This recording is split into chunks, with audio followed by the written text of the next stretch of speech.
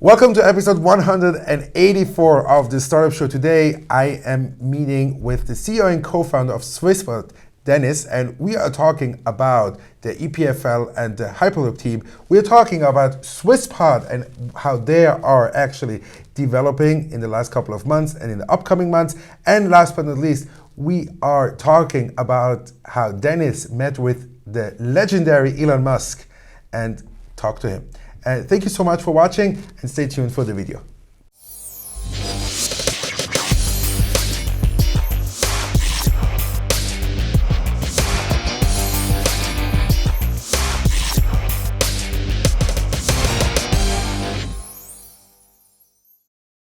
Welcome to episode 184 of the Startup Show. Today we're here at the studio in Zürich, and I'm very excited to host the CEO and co-founder of Swisspod. Denis, welcome to the show. It is really exciting to have you. I've been following your journey a little bit over the last couple of years. I don't think you know because I watched online. As you know, there's a tradition on the show. We want to make it as relevant as possible for the investors. So the first question is always like, please tell us who you are, so we get to know you a little bit better. Yeah, first of all, thank you for the invitation. I'm Denis Tudor, I'm 25 years old, and I'm a former tennis player. You are rather young to tackle such a huge project as Swisspod, and we did some of our research, and some of our viewers and the audience members said like they really want to know how you deal with the pressure of building something like this at this young age. Actually, it's very difficult because this, as you said, this business is big, but I think our experience in the Hyperloop domain brings us to be a good competitor on the market. So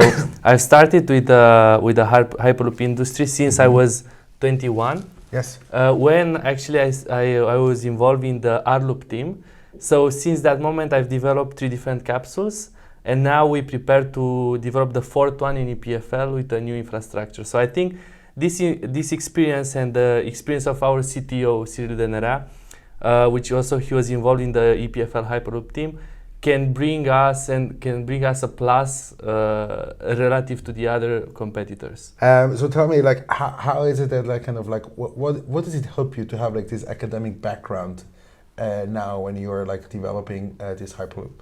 I think the education does not mean the school, but in my case, I do a PhD in Hyperloop, which helps me to dig more also on the research part of the subject, not only on the business. So my PhD is related to Hyperloop. Also, Swisspod is related to Hyperloop. So I think having those two activities in common may help us in the future to create new technologies for Hyperloop. So let's talk a little bit about the Hyperloop. Explain to us what is this concept of a Hyperloop. So it's very simple. This concept brings 2 different parts of the infrastructure. There is a vacuum tube, a low pressure atmosphere tube where capsules or trains or some entities can be propelled at very high speeds. Of course, people tend to say that the speed is the most important advantage of this mode of transportation, but in our opinion, the efficiency is actually more important. We can define this mode of transportation as being as fast as a plane, as convenient as a train. Okay, so now I understood. Okay, like you want to build these Hyperloops where kind of like you dig in and you make this like tunnels, I guess. What is Swisspod now? Swisspod is a B2B company. What we propose, we are going to manufacture capsules and sell capsules for operators, but we are not going to build infrastructure. So we are going to propose the design of an infrastructure for an operator. So such an operator should be a state, should be an agency, like a national agency like SBB maybe, or Swissair, that they should build this infrastructure, because it's the same parallel with the cars. So the state is building the highways, and then the companies are selling the cars that are rolling on the highway. So this is actually what Swisspod is. We want to sell capsules and propose a certain design of the infrastructure, but we don't want to dig the infrastructure. Another good parallel is a company like Airbus, not like Lufthansa or Swissair. So we actually sell and license technologies, and we don't operate such mode of transportations. I mean, I have thousands of questions because, again, it's also something that is really new to me. Maybe you can just explain to me kind of like the ecosystem, how this works in academics, because you were in both places.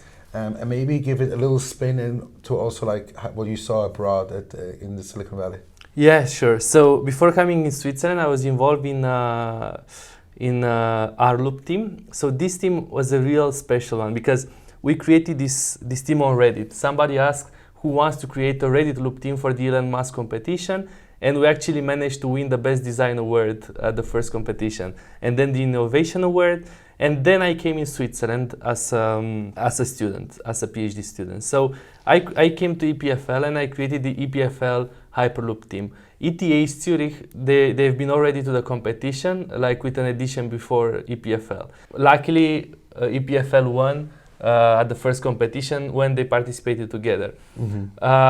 In this year, in 2019, ETH placed the second and EPFL the third. So actually ETH was a bit better than EPFL this year. But this is just an academia project for the Elon Musk competition. So this is not a business project and this is not a research project. Now what we focus on, and I personally focus on, is on the research side of the Hyperloop with my PhD on the business with the Hyperloop. So the winner of the competition is bringing a pod that is actually non-scalable. So there is no way to scale it up, and there is no future for such a vehicle because it's a simple reason. They created this pod based on wheels. And for such high speeds, a wheel cannot be a solution for Hyperloop. The maximum speed that they tested at Elon Musk competition was less than 500 kilometers per hour. And if you take a look, Tume, in the last competition, they exploded a capsule. So this wheel solution is not a scalable one. And what we focus on right now at Swisspod and EPFL is to really create an efficient mode of transportation, which can be scalable. So let's talk a little bit about like where you stand right now with the development. What do you have in place, and what is still like in the pipeline? So we just started now with the Swisspod technologies. We are 25 plus members. We have different collaborations with the University in Switzerland, where we got some students working on our design. We created this team, and we have a very, in my opinion, valuable team. There are people with PhD or people that work at European Space Agency, CERN, ABB, or CERN. And we finish the preliminary design of the propulsion system of the capsule. And we have been working for some months for this. And now we work on the design of the pressure vessels and structure of the capsule. And this is an iterative process. It's not something that you can do it now and then at the point you say, okay, we're stuck on this. No, it's always improving the way how we design it. Especially our business will be, let's say, we'll start to have a revenue in some years when a state will decide or not to build such a mode of transportation. So we have time actually to come up, to think more and more, and to come up on the market when it's needed with the best solution in terms of energy efficiency and the price. This is actually our goal, is to really develop the cheapest and most efficient Hyperloop solutions. Yes, I mean, you gave me the segue to kind of one of the big questions about, like, let's say, the state and the government and how they are like supporting you.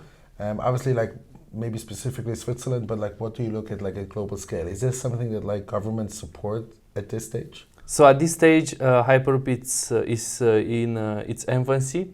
The only scalable test that has been done was by Virgin Hyperloop 1 in Nevada, but it was just for 300 meters, and they were not able to reach more than 80 miles per hour. So this was the only scalable test that is been done in Hyperloop. I think the states don't support yet enough this industry, because whoever is doing, they have to take a risk. So it's very difficult from political point of view to start somehow. But I think in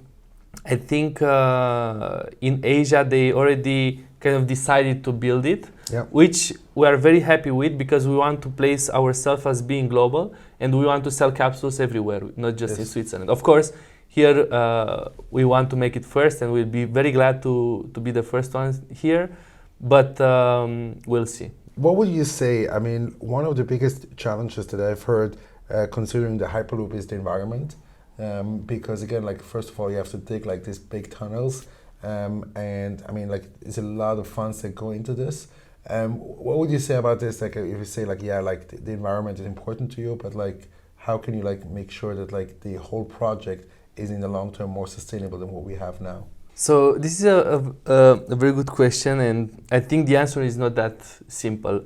So digging such a tunnel can be an environmental problem or not. It depends on the technology that you are going to use. Yes. There are some digging processes right now in the world where you can use the soil that you suck in order to create this tunnel. So you actually don't create any real issue in the environment with this technology. Then there is another question regarding the capsule. So we propose energy autonomous vehicles as Swisspod, which means that, very simple, they are related on batteries, and we don't need electrification on the grid. We have a contactless solution, so we don't want to have any touch with anything due to the maintenance processes.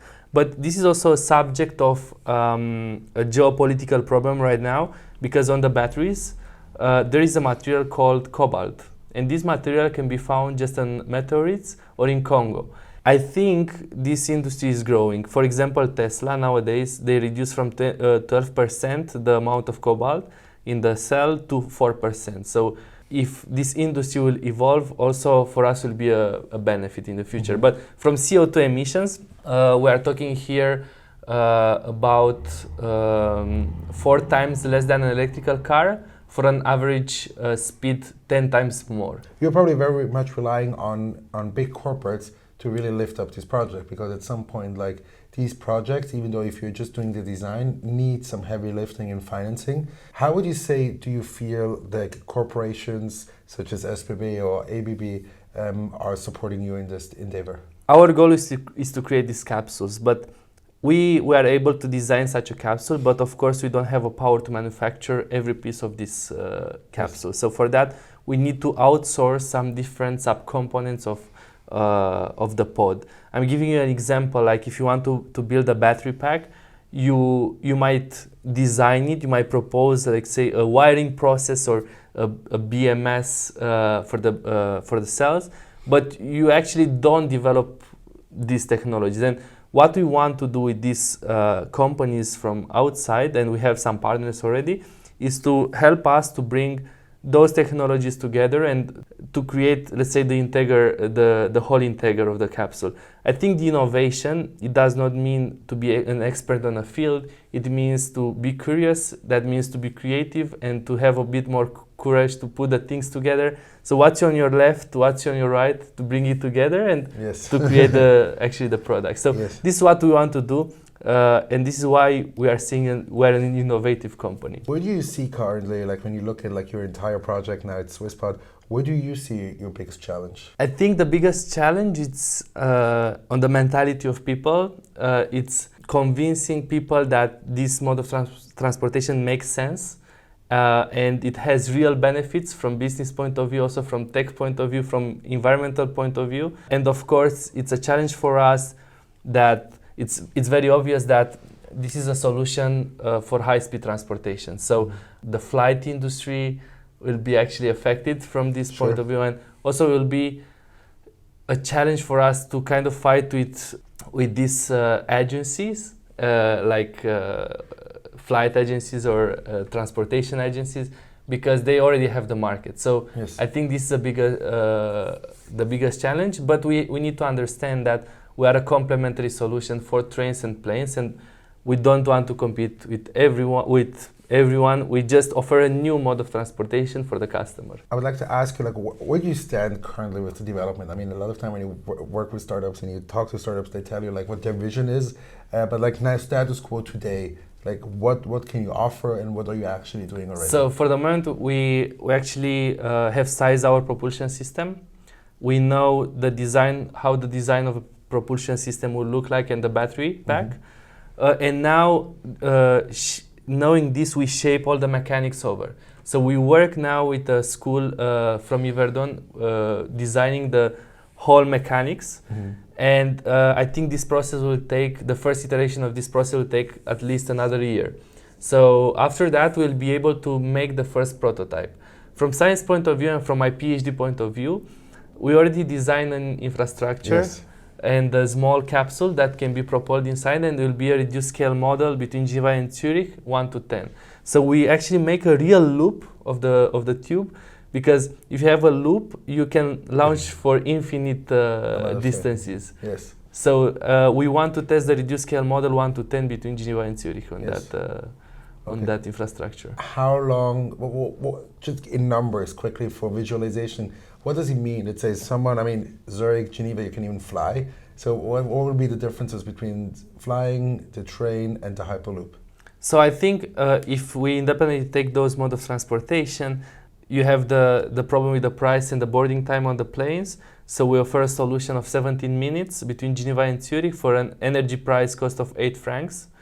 And then with the trains, the problem is the time. So there are actually 3 hours of traveling between Geneva and Zurich. So I think the flight is more or less the same time. Yeah, and plus the flight and the boarding time. So I think what we offer, it's a solution that is cheaper from energy point of view, as well as faster.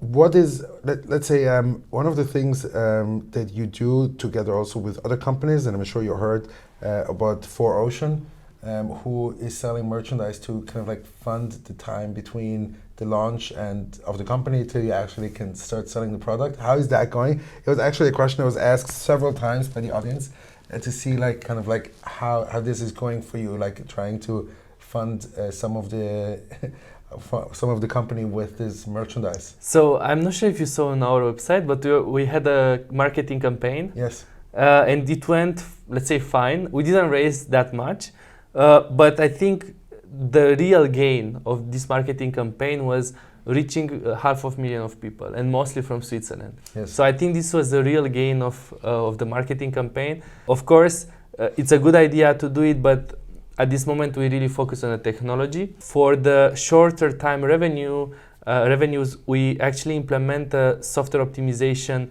algorithm that it's be able to design energy autonomous vehicles that we want to license for different industries in mobility.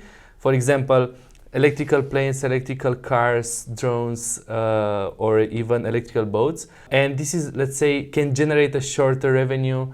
This can generate revenue in shorter time. What would you say when you look at, let's say, the funding now? What do you stand with the fundraising? What are you looking for to raise, and what's the timeline? So we are looking to raise until the end of the next year 3.4 millions in order to be able to at the end of the first iteration of the design, we need to enter the second one, which really implies to have experts in the area to bring this preliminary design to the end of its design, and then the third stage will be to manufacture such a capsule and test it in open air. So tell me, like, you're fundraising here, the 3.2, but also abroad. How do you see, let's say, the differences between when you speak to local investors here in Switzerland versus the ones abroad? So I haven't discussed that much with the local investors in Switzerland yet, because we just started now, and before going to the investors, I want to come with a finished design. But I discussed with some of these kind of people in Silicon Valley when I was part of the Rloop team. I cannot give you, let's say, any comparison, to be honest. But what I heard is, let's say, Switzerland and Europe is less risky, and this is a real risky project. So I think it might be a small conflict between the parties, but we'll see. We'll see later. So let's try to look a little bit more into the future. What would you say, like, when will be the first real Hyperloop, not like some stuff, like circles? Like, when can you say, like this is the first one where everybody can, like, mainstream board such a thing? So real one. Real. I mean, like, it's also real what you're doing, but I'm saying, like, when can you say, like, okay, like, me as a regular mainstream passenger can get on a Hyperloop and be in Geneva within 17 minutes? I think it's very difficult to say when it's going to happen in Switzerland. But I can guess that in China, or let's say in Dubai, it might be a possibility to have such a mode of transportation by 2035. 35. Yeah. Okay, so another 10 years from 10, 15 years. Yeah, yeah. Very cool. Tell me, what would you say now when you look at the industry? I mean, like there's various modes of transportation again, but like how would you say, like what is the likelihood that like it's going to be the Hyperloop versus let's say other, let's say, I don't know, substitute of Hyperloops? What do you see in the market? I do believe in the connections of mode of transportation. Yes. I think this is the future, and I think having a, let's say, autopilot car that brings you at the station, you take a Hyperloop and then you travel and then you take the train from the same station, then I think those connections with complementary mode of transportation represents the future of the mobility in general. And I personally do trust in energy autonomous vehicles that are able to reduce dramatically the price of the infrastructure. So I have two visions about the transportation: energy autonomous vehicles and connections between all those complementary solutions. Of course, electrical complementary solutions. Sure. And how would you say, now when you look at the ecosystem here in Switzerland, how much would you say that like the university actually helped you, and if yes, how? So the collaboration with universities are very good, especially with EPFL. I'm a PhD student in EPFL, so EPFL was the first partner that I got in the board. Then there is University of Yverdon, and then also the University of St. Gallen. So we have in board now 3 universities, and we might have the 4th one that is not yet ETH Zürich. Very cool. Okay, very cool. And tell me, like, about the national, like, say, the local startup ecosystem. How do you feel like? You feel like it's well organized, and you get like the support you need? That's actually I was 2 nights ago, like Yes. 2 evenings ago, in an event on pitching for a startup, and there are different startups, and the first pitch was for 90 seconds, and the second was for 8 minutes, and I said, okay, they will not understand what I'm doing because I have just 90 seconds to explain exactly the business plan. And it was the votation process, and I ranked the second. So there were 30 votes for me, and the first place was 32. So for the first pitching event, it was super good, and I was super thankful. And then I had the opportunity to talk 8 minutes. Still, I was not very clear in in 8 minutes, but I think it was well organized, and I think it offers. I mean, that event was, let's say, a platform that can put you in touch with several investors.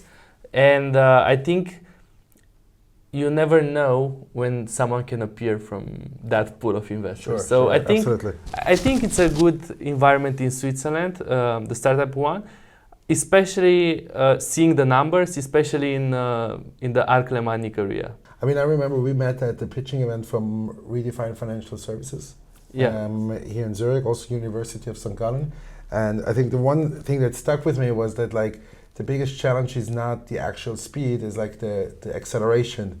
That Yes. Too heavy on people's bodies when it goes so fast, so quick. That's true. We have developed different solutions of the propulsion system, 9 different solutions. And those accelerations are between 0.15 to 0.33 g. So to make a comparison, the acceleration of the plane is 0.3 g. So we were not far away from the acceleration of the plane. But yeah, the speed actually, also people are asking about the speed, but the speed is not a problem. You can go infinite speed and your body can withstand that. But the speed is also limited by the speed of sound. Yeah. So there are some instability issues in the system if you pass the speed of sound. And now, I mean, the one question that I'm really excited to hear, I mean, like we discussed it also a little bit before about like your interaction with Elon Musk. I mean, Elon Musk, I mean, per definition, he is one of the biggest entrepreneurs that you can have in our generation. But nevertheless, when I used to ask people on the show, like who their role model is, Elon Musk used to be the most mentioned person ever. So maybe quickly give us a quick summary of kind of like how your interactions were when you were meeting with Elon Musk, which I understood was more than once. Yeah, so I met him twice. Actually, for first time when I was in Rloop team, and we spent with our colleagues, we spent around 15 minutes with him. That happened in 2017, if I'm not wrong, August 2017, yeah. And we kind of discussed about our levitation subsystem, not really too much, but last year I had the opportunity to talk with him around 40 minutes. Yes. It was almost one-on-one meeting, and we discussed about our pod first of all. So we discussed about our battery performances, and also we had an issue at traction control. So also we had a discussion about that. Then we discussed about Hyperloop, and I asked him, what do you think if I create a Hyperloop startup? And he said, that's a good idea. And actually he gave me the advice that if you really want to make it, you have to bring it to be the cheapest and to be the most efficient in terms of energy. So that's actually our vision of Hyperloop, to be the most efficient and to be the cheapest. If you want to place yourself as being the cheapest on the market, you have to create an infrastructure that is very simple, which means to reduce the interaction between the capsule and the infrastructure, which means to increase the complexity more of one of the capsules. So we actually estimate the price of the capsule at around 2 millions. So it's better to bring the capsule at 3 millions and to reduce half the price of the infrastructure per kilometer. So this was the idea, to be the cheap on the market, to come up with a cheap Hyperloop solution. And then with the energy efficiency, we have launched an optimization algorithm that is able to size on different trajectories the propulsion system. Yeah. Okay. Very cool. Very cool. I mean, like, Elon Musk is probably really one of the people I would love to interview once on the show. So if you can hook me up with a meeting, let me know. He's really smart and nice person, I think.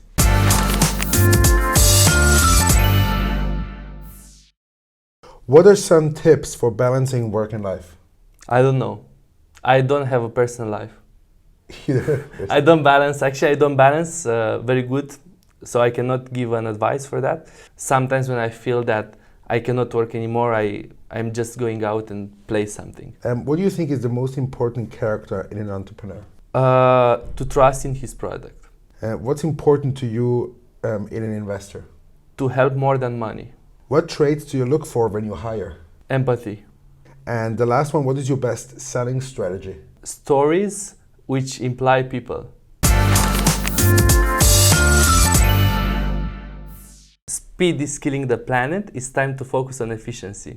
Okay, you have to elaborate. Speed is killing the planet. Okay. It's time to focus on efficiency. Okay, what do you mean by speed? So speed in general, I'm referring, of course, to mobility systems. Yeah. So the only high-speed transportation system nowadays are the planes, right? So this mode of transportation is bad for the environment, and I think we need to focus more on the efficiency of the products, as well as to try to do not pollute as we do right now.